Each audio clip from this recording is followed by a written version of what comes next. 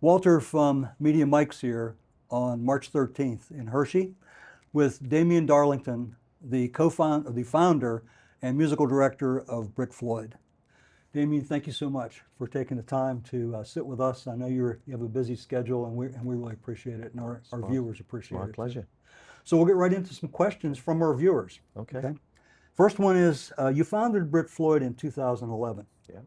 And after 17 years of performing with the Australian Pink Floyd show, you started Brit Floyd, and you've been really doing Pink Floyd's music professionally for all those years. How did you first hear about Pink Floyd's music, and as a teenager, did you ever think you'd be doing this professionally? My first awareness of Pink Floyd was when they released Another Brick in the Wall as a single right at the end of 1979. In the UK, it was a very unlikely Christmas #1 at the time, and I was only 10 years old, and so I was aware of it, and it seemed quite cool. This song, We Don't Need No Education, and there were kids in the video for it and all the rest of it. But really at that stage, I wasn't sort of ready to be seriously into music as you sort of get when you become a teenager. But then roll on a few more years, a friend of mine had the Wall album, the whole album, and he played it for me one day, and by this time I was discovering bands like that, like Rush and Genesis and King Crimson, and that was my first experience of hearing a whole entire Pink Floyd album, and I was hooked from that point on. And how old were you approximately? About 13, 14 years old by that stage. And I was already playing guitar, and I quickly wanted to learn how to play David Gilmour guitar parts. But I had no notion whatsoever at that point that I would go on to play Pink Floyd music as a career, for like over 3 decades. Tribute bands were not really a thing at that point, so you just didn't have the notion that you could go out and do this kind of thing then, I think. Yeah. Pink Floyd's compositions often evolve slowly and dramatically rather than following traditional verse-chorus structures. As a musical director, how do you guide the band through those long builds so that the emotional arc stays intact for the experience? It's certainly a challenge when you take a song like Echoes, for example, which is the whole side of an LP, 24 minutes long at its maximum length. Yeah, that's a real musical journey where you have to sort of build things in just the right way. It's as much about the feel of the song rather than just the notes that you're playing. And there are other examples. Shine on You, Crazy Diamond is a similar sort of example, or tracks from Animals Like Dogs. And as a musical director, it's my job to sort of make those judgments about whether we're building a piece of music in just the right way. And the key to it, first and foremost, is working with some really, really good musicians who have the sensitivity to this music, the right kind of feel and as I say, sensitivity to it. So as long as you're working with such good musicians, it's not that difficult to sort of coax them into the right way of playing this music. You're talking about good musicians. When you consider bringing in a musician on, what characteristics do you look for? I think there's something to be said, not all the time, but there's something to be said by a certain sort of maturity in a musician. Some of the roles within this, I think you want musicians perhaps who experience this sort of music firsthand. I mean, you can't expect somebody to go right back to the beginning, to the 60s and 70s, but certainly if they were around in the 1980s and they're sort of more steeped in this kind of music from in their formative years, I think that can help. But you don't necessarily want somebody who's a real virtuoso. They don't need to be that kind of musician to play Pink Floyd. They just need the right attitude, the right feel, the right sensitivity, which is the word we used a moment ago, towards this music. Okay, makes sense. Many fans describe Pink Floyd's music as deeply emotional and almost cinematic. As performers, how do you keep the band emotionally in tune to the storytelling, intact night after night after night? Yeah, it's a very important part of Pink Floyd, the narratives that run through this music. There certainly is a story to be told, particularly with albums like The Wall, and to a degree, Wish You Were Here and Dark Side of the Moon. It's I think it's an art in itself, picking a set list, and sort of getting it to flow in the correct way. Take you on a sort of an emotional journey that has sort of peaks and troughs along the way.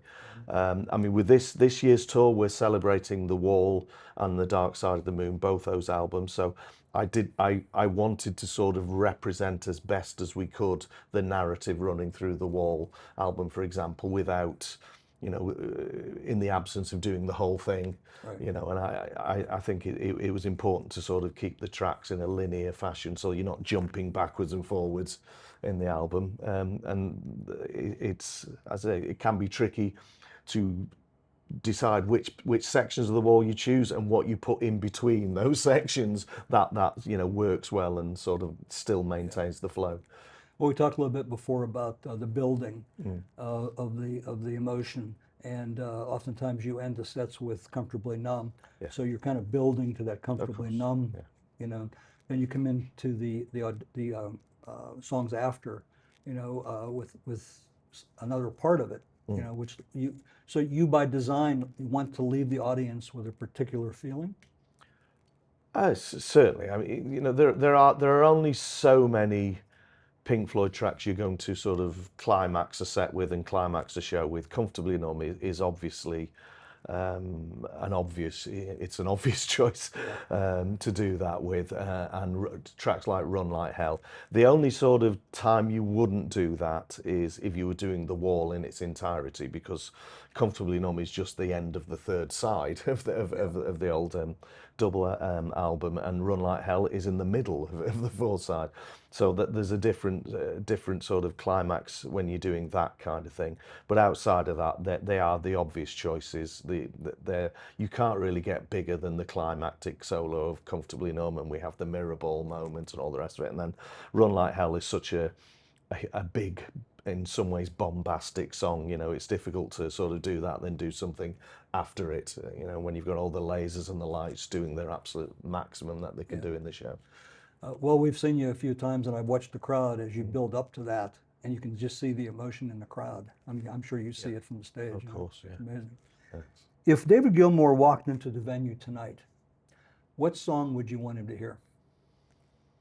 Of this current set list, let me think. Something actually, probably one of the songs from the period of Pink Floyd after Roger Waters left, which might sort of resonate with Gilmour more, and that's like, there's a song called Yet Another Movie we're doing at the moment, which is off the Momentary Lapse of Reason, and which was the first Pink Floyd album post Roger Waters, and I think we do a good job of recreating that song, and I'd be interested to see what his reaction to that would be. So. Yeah. And you told me one time that you played for his birthday party. Yes. Yeah. And have you seen him since? I did see him after that, but it's still quite some years ago. I played at his 50th birthday party, and he's just had his 80th birthday last week, so it's 30 years ago. But I saw him once after that, when I played a show in London at the Albert Hall, the Royal Albert Hall, and he came along to that as well. Oh, that's nice. Yeah. Songs like those from Wish You Were Here or Animals depend heavily on subtle dynamics. How do you maintain these delicate, quiet, and powerful transitions in such a large venue? It's the, Pink Floyd it goes very, very low and it goes very, very big, and you have to master the skill of doing that, and have that dynamic range within the music. And I can't sort of like pinpoint the exact formula for doing it, but it just comes with experience, and there's a lot, as musicians, we have to learn to perform it in the right way. We have to have the sounds doing the right thing, recreating these soundscapes as accurately as we can, and then a lot of it depends on the sound engineer out front, sound engineer who's making it sound good for the audience out there, and that actually is my younger brother who does that, has done for many years. So you depend upon him to sort of convey that dynamic range as well. So it's all of those things, all those ingredients coming together. After performing this catalog for many years, what aspects of Pink Floyd's music continue to challenge or inspire you? I mean, all of it inspires me. I've been doing this music. It's become an integral part of my life. I've been doing it professionally for over 32 years now, and I haven't grown tired of it. I still enjoy it. I can still listen to it outside of playing it. So yeah, the whole thing inspires me because it's such wonderful, compelling music in every respect. Whether it's the lyrical content, it's relevant today. So a lot of the stuff that was Pink Floyd were saying in their songs, and the music is timeless. It really is. So it's all of it is inspirational stuff. And I think once one gets hooked, if you will, on the Pink Floyd sound, they keep coming back and keep coming back, keep coming. We're examples of that. I mean, it just continually, it never gets old. Yeah, well, certainly, we see people who come to the meet and greets, for example, who say, "Oh, this is show number 16 for me. This is show number 12." We've got a lady who's just reached her 100th Brit Floyd concert on this tour. You know, so yeah, people come again and again to see this music. They love the opportunity to experience it live. Yeah, I'm sure that we'll see those again tonight. The final question. Brit Floyd has seen some lineup changes over the years. As the founder and musical director, how do you maintain the musical identity and high standards the fans expect? And what exciting directions or developments can audiences look forward to in the future for Brit Floyd? Well, I mean, the musical identity is a product of the music itself, but the desire to recreate this music as accurately as possible, and that's my job to make sure that's still done. So while I'm still here, that will always be the case, you know.